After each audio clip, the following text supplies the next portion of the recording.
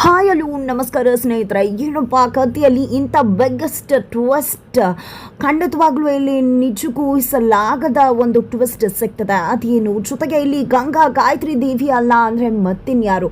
ಇಲ್ಲಿ JP arrest ಆಗಿದ್ದು ಯಾಕೆ? ಗಾಯತ್ರಿ ದೇವಿ ಅರೆಸ್ಟ್ ಆಗಬೇಕಾಗಿರೋ ಜಾಗದಲ್ಲಿ JP ಅರೆಸ್ಟ್ ಆಗ್ತಿದ್ದಾರೆ. ಹಾಗಾದ್ರೆ ಏನಾಯಿತು, ಏನು ಕತೆ, ಎಲ್ಲವನ್ನ ಕೂಡ ತಿಳ್ಕೋಬೇಕು ಅಂದರೆ ಈಗಲೇ ನಮ್ಮ ಈ ಚಾನಲ್ನ ಸಬ್ಸ್ಕ್ರೈಬ್ ಮಾಡಿ, ಹಾಗೆ ಒಂದು ವಿಡಿಯೋವನ್ನು ಪೂರ್ತಿಯಾಗಿ ನೋಡೋದನ್ನು ಯಾವುದೇ ಕಾರಣಕ್ಕೂ ಕೂಡ ಮರಿಬೇಡಿ. ಇಲ್ಲಿ ಗಾಯತ್ರಿ ದೇವಿ ಭಾರ್ಗವಿ ಮೇಲೆ ಅಟ್ಯಾಕ್ ಮಾಡ್ತಾರೆ. ಹೀಗೋ ಭಾರ್ಗವಿ ಅಲ್ಲಿಂದ ತಪ್ಪಿಸ್ಕೊಂಡು ವಾಪಸ್ ಮನೆಗೆ ಓಡಿ ಬರ್ತಾಳೆ. ಓಡಿ ಬಂದಿದ್ದ ಗಾಯತ್ರಿ ದೇವಿ ಕೂಡ ಭಾರ್ಗವಿಯನ್ನ ಕಣ್ತಪ್ಪಿಸಿ ಆಲ್ರೆಡಿ ಅಲ್ಲಿಂದ ಎಸ್ಕೇಪ್ ಆಗಿದ್ದಾರೆ. ಮನೆಗೆ ಬಂದಂತ ಗಾಯತ್ರಿ ದೇವಿ ನಿರ್ಮಲಾ ಪಾಟೀಲ್ರನ್ನ ಗಾಯತ್ರಿ ದೇವಿ ಆಲ್ರೆಡಿ ಮನೆಗೆ ಬಂದ್ರ ಅಂತ ಹೇಳಿ ಕೇಳ್ತಿದ್ರ. ಮತ್ತೆ ನನ್ನನ್ನ ಗಾಯತ್ರಿ ದೇವಿ ಬಗ್ಗೆ ಕೇಳ್ತಾ ಇದೆಯಾ? ಎಷ್ಟು ಧೈರ್ಯ ಇರಬೇಕು, ನನ್ನ ಹತ್ರನೇ ಬಂದು ಆ ಗಾಯತ್ರಿ ವಿಷಯನ ಮಾತನಾಡ್ತಿದ್ಯಲ್ಲ ಅಂತ ನಿರ್ಮಲ್ ಅವರು ಹೇಳ್ತಾರೆ. ದಯವಿಟ್ಟು ಹೇಳಿ ಅತ್ತೆ, ಗಾಯತ್ರಿ ದೇವಿ ಮನೆಗೆ ಬಂದ್ರ ದಯವಿಟ್ಟು ಬೇಗ ಹೇಳಿ ಅಂದಾಗ ಅವಳ ರೂಮಲ್ಲೇ ಇದ್ದಾಳೆ ಅಂತ ಹೇಳ್ತಾರೆ.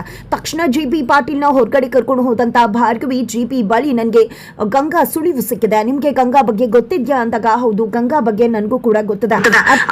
ಅದೇ ಕೇಸಲ್ಲಿ ನನ್ನ ಮತ್ತೆ ರವೀಂದ್ರನ್ ನಡುವೆ ಮಿಸ್ಅಂಡರ್ಸ್ಟ್ಯಾಂಡಿಂಗ್ ಬಂದಿದ್ದು. ನಿಜ ಹೇಳಬೇಕು ಅಂದ್ರೆ ಆ ಗಂಗಾ ಯಾರು ಅನ್ನೋದನ್ನ ನಾನು ಕೂಡ ನೋಡಿಲ್ಲ. ಶಕ್ತಿ ಪ್ರಸಾದ್ ಒಂದು ತೋಟದಲ್ಲಿ ಒಬ್ರು ಕಣ್ಮರಿ ಆಗಿದ್ರು, ಅದಕ್ಕೆ ಕಾರಣ ಗಂಗಾ ಅನ್ನೋ ಹೆಸರು ಕೂಡ ಬಂದಿತ್ತು. ಗಂಗಾ ಯಾರು ಅಂತ ಕೇಳಿದಾಗ ಅದನ್ನೆಲ್ಲ ತಲೆ ಕೆಡಿಸ್ಕೋಬೇಡ ಅಂತ ಶಕ್ತಿ ಹೇಳಿದ್ದ. ನಾನು ಕೂಡ ನನ್ನ ಸ್ನೇಹಕ್ಕೋಸ್ಕರ ಅವನ ರಾಜಕೀಯ ಭವಿಷ್ಯ ಹಾಳಾಗಬಾರ್ದು ಅನ್ನೋ ಕಾರಣಕ್ಕೆ ಅವನ ಪರವಾಗಿ ನಿಂತು ನಿನ್ನ ತಂದೆಯ ವಿರುದ್ಧ ವಾದ ಮಾಡ್ದೆ. ಸಾಕ್ಷಿ ಆಧಾರಗಳ ಕೊರತೆ ಇದೆ ಅಂತ ಹೇಳಿ ನಾನು ಆ ಕೇಸನ್ನು ವಿಟ್ರಾ ಆಗುವ ಹಾಗೆ ಮಾಡಿದೆ. ಆ ಒಂದು ಕೇಸ್ ವಜಾ ಆಗುವ ಹಾಗೆ ಮಾಡಿದೆ. ರವೀಂದ್ರನ ಬಳಿಗೆ ಪಾಪ ಕಳ್ಕೊಂಡಂತ ತಂದೆ ತಾಯಿ ಹೋಗಿದ್ರು, ಅವ್ರಿಗೆ ನ್ಯಾಯ ಕೊಡಿಸೋದಕ್ಕೆ ಅವನಿಂದ ಸಾಧ್ಯ ಆಗಲಿಲ್ಲ. ಜೊತೆಗೆ ಈ ಗಂಗಾ ಅನ್ನೋ ಹೆಸರು ಕೂಡ ಅವತ್ತು ನಿನ್ನೋ ಒಂದು ಕೇಸಲ್ಲಿ ಕೂಡ ಬಂದಿತ್ತಲ್ವಾ, ಈಗ ಟಿವಿಲಿ ಬರ್ತಿದೆ ಅದೇ ಹೆಸರಲ್ವಾ? ಅವತ್ತು ನಾನು ನಿನ್ನ ಜೊತೆ ಒಂದು ಕೇಸಲ್ಲಿ ಸೋತ್ನಲ್ವಾ, ಅದೇ ಗಂಗಾ ಟ್ರಸ್ಟ್ ಮುಖಾಂತರ, ಅದೇ ಒಂದು ಟ್ರಸ್ಟ್ ಗಂಗಾದಲ್ವಾ ಅಂತೆಲ್ಲ JP ಪಾಟೀಲ್ ಕೇಳ್ತಾರೆ. ಹೌದು, ಅದೇ ಗಂಗಾ ಬಗ್ಗೆನೇ ಮಾತಾಡ್ತಿರೋದು. ಆ ಗಂಗಾ ಯಾರು ಅನ್ನೋ ಸತ್ಯ ನನಗೆ ಗೊತ್ತಾಗಿದೆ, ಅದರಿಂದಾನೇ ಇಷ್ಟೆಲ್ಲ ನಡೀತಿರೋದು ಅಂದಾಗ ನಾನೆಲ್ಲೂ ಗಾಯತ್ರಿ ದೇವಿ ಬಗ್ಗೆ ನಿನಗೆ ಸಾಕ್ಷಿ ಸಿಕ್ಕಿದೆ ಅಂತ ಅನ್ಕೊಂಡೆ. ಆದರೆ ನೀನು ನೋಡಿದ್ರೆ ಗಂಗಾ ಬಗ್ಗೆ ಮಾತನಾಡ್ತಿದ್ಯಲ್ಲ ಭಾರ್ಗವಿ ಅಂತ JP ಪಾಟೀಲ್ ಪ್ರಶ್ನೆ ಮಾಡ್ತಾರೆ. ಹೌದು ಮಾವ, ಗಾಯತ್ರಿ ದೇವಿ ಗಂಗಾ ಬೇರೆ ಯಾರು ಅಲ್ಲ, ಅವರಿಬ್ರು ಒಬ್ರೇನೆ. ಗಾಯತ್ರಿ ದೇವಿನೇ ಗಂಗಾ ಅನ್ನೋ ಹೆಸರನ್ನ ಇಟ್ಕೊಂಡು ಇಷ್ಟು ದಿನ ಎಲ್ಲವನ್ನ ಕೂಡ ಮಾಡಿದ್ದು ಅಂದ ತಕ್ಷಣ ನಿಜಕ್ಕೂ JPಗೆ ಅದನ್ನ ಅರ್ಗಿಸ್ಕೊಳ್ಳೋಕ್ಕಾಗೋದಿಲ್ಲ. ದೊಡ್ಡ ಶಾಕ್ ಆಗುತ್ತೆ JP ಪಾಟೀಲ್ಗೆ. JP ಪಾಟೀಲ್ ಶಾಕ್ಗೆ ಒಳಗಾಗ್ತಾರೆ. ನಂತರ ನಿಜಕ್ಕೂ ಗಾಯತ್ರಿ ಗಂಗಾನ ನಿಜಕ್ಕೂ ಅರ್ಗಿಸ್ಕೊಳ್ಳೋಕೆ ಸಾಧ್ಯ ಆಗ್ತಿಲ್ಲ. ಈ ವಿಷಯ ಶಕ್ತಿ ಗೊತ್ತಿದ್ಯಾ ಅಂದಾಗ ಅಣ್ಣ ತಂಗಿ ಸೇರ್ಕೊಂಡೆ ಇಷ್ಟೆಲ್ಲ ಮಾಡ್ತಿರೋದು. ನಿಜಕ್ಕೂ ಹೇಳಬೇಕು ಅಂದ್ರೆ ಶಕ್ತಿ ಮತ್ತೆ ಗಂಗಾನ ಇದಕ್ಕೆಲ್ಲರೂ ಕೂಡ ಸೂತ್ರಧಾರಿರು. ಜೊತೆಗೆ ನಿಮ್ಮನ್ನ ಕೂಡ ಈ ರೀತಿ ಬಲೆಗೆ ಬೀಳಿಸ್ಕೊಂಡು ಮದುವೆ ಆಗಿದ್ದ ಉದ್ದೇಶನೇ ನೀವು ಬುದ್ಧಿವಂತರು, ಇಂಥ ವಿಷಯದಲ್ಲಿ ಅವರನ್ನ ಬಚಾವ್ ಮಾಡ್ತೀರಾ ಅನ್ನೋ ಕಾರಣಕ್ಕೆ ಅವರು ದೊಡ್ಡದಾದ ಬಲಿಯನ್ನೇ ಹಿಂದಿದ್ದಾರೆ. ಎಷ್ಟು ಜನಗಳ ಸಾವಿಗೆ ಕಾರಣ ಆಗಿದ್ದಾರೆ, ಎಷ್ಟು ಜನಗಳಿಗೆ ತೊಂದರೆ ಮಾಡಿದ್ದಾರೆ ಅಂದಾಗ ನಿಜಕ್ಕೂ ನನಗೆ ಅರ್ಗಿಸ್ಕೊಳ್ಳೋಕೆ ಆಗ್ತಿಲ್ಲ ಈ ಸತ್ಯನ. ಎಷ್ಟೋ ಬಾರಿ ಗಾಯತ್ರಿ ಮೇಲೆ ಅನುಮಾನ ಬರ್ತಿತ್ತು. ಅನುಮಾನ ಬಂದಾಗಲೂ ಕೂಡ ನಾನು ಪ್ರಶ್ನೆ ಮಾಡ್ತಿದ್ದೆ, ಅವಳು ಸರಿಯಾಗಿ ಉತ್ತರ ಕೊಡ್ತಿರ್ಲಿಲ್ಲ. ಕೆಲವೊಮ್ಮೆ ಒಂಥರ ಇರ್ತಿದ್ಲು, ಕೆಲವೊಮ್ಮೆ ಇನ್ನೊಮ್ಮೆ ಒಂಥರ ಇರ್ತಾ ಇದ್ಲು. ಎಷ್ಟು ಬಾರಿ ಅಣ್ಣನ ಜೊತೆ ಮಾತಾಡ್ತಿದ್ದಾಳೆ ಅಂತ ಅನ್ಕೊಂಡೆ. ತುಂಬಾ ಹೊತ್ತು ಶಕ್ತಿ ಜೊತೆ ಅವಳು ಮಾತಾಡ್ತಿದ್ಲು. ಜೊತೆಗೆ ಕೆಲವೊಮ್ಮೆ ಎಲ್ಲೋ ಹೋಗ್ತಿದ್ಲು ಬರ್ತಿದ್ಲು, ಕೇಳಿದ್ರೆ ದೇವಸ್ಥಾನಕ್ಕೆ ಹೋಗ್ತೀನಿ ಅಂತ ಹೇಳ್ತಾ ಇದ್ಲು. ನಿಜಕ್ಕೂ ಆದರೆ ಅವಳು ಏನೋ ಮಾಡ್ತಿದ್ದಾಳೆ ಅನ್ನೋದಂತೂ ನನಗೆ ಗೊತ್ತಿತ್ತು, ಬಟ್ ಏನು ಎಂತು ಅನ್ನೋದಂತೂ ಕ್ಲಾರಿಟಿ ಇರಲಿಲ್ಲ. ಆದರೆ ಇವಾಗ ಗೊತ್ತಾಗಿದೆ, ಇಂಥವಳನ್ನ ನಾನು ಮದುವೆ ಆದ್ನಲ್ಲ, ಏನು ಮಾಡಬೇಕು ನಾನು ಅಂತ ಹೇಳಿ JP ಪಾಟೀಲ್ ತಮ್ಮ ತಾವೇ ಶಪಿಸ್ಕೋತಾರೆ. ನಂತರ ಇಲ್ಲಿ ಗಾಯತ್ರಿ ದೇವಿಗೆ ಭಯ ಶುರುವಾಗಿದೆ, ತನ್ನ ಬಗ್ಗೆ ಎಲ್ಲ ವಿಷಯ ಕೂಡ ಗೊತ್ತಾಗಿದೆ ಅಂತ.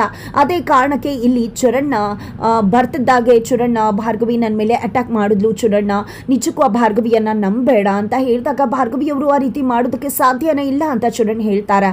ಇಲ್ಲ ಚರಣ್, ನಿಜನೇ ಹೇಳಿ, ಯಾಕೆ ನೀವೆಲ್ಲರೂ ಕೂಡ ಅವಳನ್ನೇ ನಂಬ್ತಾ ಇದ್ದೀರಾ?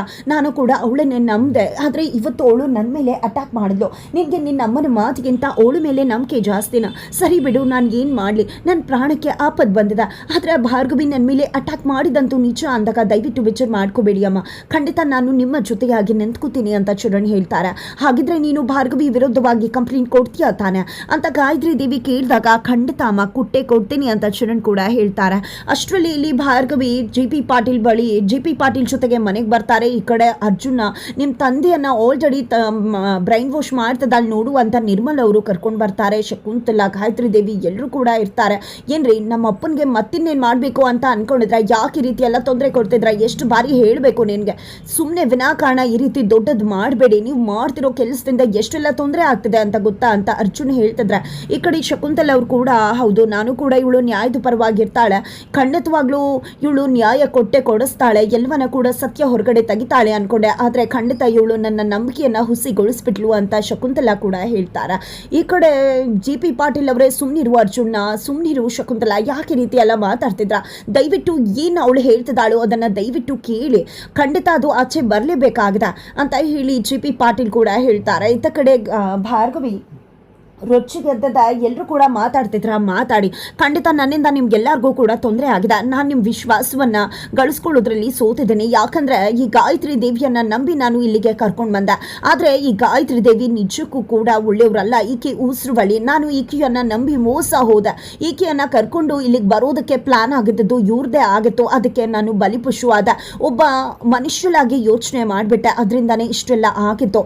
ನೋಡಿ ಗಾಯತ್ರಿ ದೇವಿ, ನಾನು ಇವತ್ತು ಯಾವುದೇ ರೀತಿ ಪ್ರಾಕ್ಟೀಸ್ ಮಾಡದೇ ಇರಬಹುದು, ಲಾ ಪ್ರಾಕ್ಟೀಸ್ ಮಾಡದೇ ಇರಬಹುದು, ಆದರೆ ಈ ಕ್ಷಣಕ್ಕೂ ಕೂಡ ನನ್ನನ್ನು ಎಲ್ಲರೂ ಕರೆಯೋದೆ ಭಾರ್ಗವಿ LLB ಅಂತ ಹೇಳಿ ಭಾರ್ಗವಿ ತಿಳಿಸ್ತಿದ್ದ ಹಾಗೇನೆ ಆ ಕಡೆ ಚರಣ್ ಮುಗಿ ಬೀಳ್ತಿದ್ದಾರೆ ಭಾರ್ಗವಿ ಮೇಲೆ. ಏನ್ ಮಾತಾಡ್ತಿದ್ರ ಭಾರ್ಗವಿ? ನಮ್ಮಮ್ಮನ ಬಗ್ಗೆ ಏನ್ ಮಾತಾಡ್ತಿದ್ರ ನೀವು? ಇಲ್ಲಿ ಚರಣ್ ಇದ್ದಾನೆ, ಅವರ ಮಗ ಇದ್ದಾನೆ ಅಂತ ಹೇಳಿದಾಗ ತುಂಬಾ ಮಾತಾಡ್ಬೇಡಿ ಭಾವ ನೀವು. ಆಮೇಲೆ ನೀವು ಮಾತಾಡಿರೋ ಮಾತಿಗೆ ನೀವೇ ಶಪಿಸ್ಬೇಕಾಗತ್ತೆ, ಪಶ್ಚಾತ್ತಾಪ ಪಡ್ಬೇಕಾಗತ್ತೆ ಅಂತ ಹೇಳಿ ಭಾರ್ಗವಿ ತಿಳಿಸ್ತಾರೆ. ಆಗ GP ಇದೆ ಕರೆಕ್ಟ್ ಆದ ಸಮಯ, ಹೇಳ್ಬಿಡು ಭಾರ್ಗವಿ, ಇನ್ನು ಮುಂದೆ ನಾವು ಸೈಲೆಂಟ್ ಆಗಿರಬಾರ್ದು ಅಂತ ಹೇಳ್ತಿದ್ದಾಗನೆ ಇಲ್ಲಿ ಟಿವಿ ಎಲ್ಲ ಬರ್ತಿತ್ತಲ್ವಾ ಗಂಗಾ ಅಂತ, ಅದು ಯಾರು ಅಂತ ಗೊತ್ತಿದ್ಯಾ? ಈ ಗಾಯತ್ರಿ ದೇವಿನೇ ಆ ಗಂಗಾ ಅಂತಕ್ಕಂಥದ್ದು ಅಂತ ಹೇಳ್ತಿದ್ದಾಗ ಎಲ್ರಿಗೂ ಕೂಡ ಶಾಕ್ ಆಗುತ್ತೆ. ಏನು ಮಾತಾಡ್ತಿದ್ರ ನೀವು ಅಂದಾಗ ಹೌದು ಈಕೆನೆ ಗಂಗಾ ಅಂತ ಹೇಳಿ ಭಾರ್ಗವಿ ತಿಳಿಸಿದಾಗ ಗಾಯತ್ರಿ ದೇವಿ ನಡುಕಿ ಹೋಗ್ತಾರೆ.